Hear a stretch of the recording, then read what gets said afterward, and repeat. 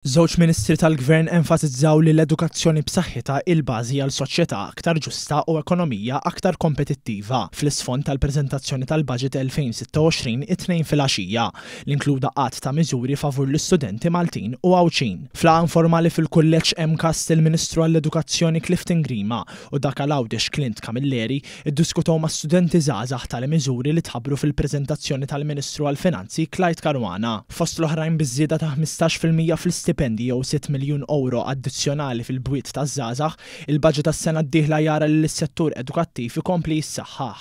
Il-Ministru Grima qal li bħala Gvern jemmnu li l-istudenti u l-familji tagħhom għandu jkollhom kull sosten possibbli, anke dak finanzjarju. Għalhekk il-miżuri li tħabbru se jkomplu jibnu fuq miżuri u riformi li ddaħlu fl-aħħar snin. L-istudenti kienu attenti għad diversi miżura, diversi inizjattivi tal-budget li jaffettwaw lilhom dirett jew inkella l dawk li huma qrib tagħhom, il-familjari tagħhom, il-leżies tagħhom.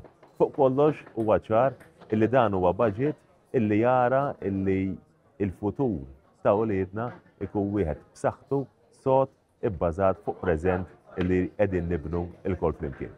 Min-naħa tiegħu il-Ministru Camilleri rrefera l-appoġġ finanzjarju ta' 280 euro fix-xahar lil iżjed minn 800 student Għawċi waqt li jkun qed jistudjaw f'Malta. Din tfisser żieda ta' 70% fuq l-għajnuna li ngħatat sal-lum. Fakkar ukoll fil-programm estensiv ta' rinnovar u bini ta' skejjel moderni li jkomplu ma' xogħlijiet li diġà saru fuq oħrajn.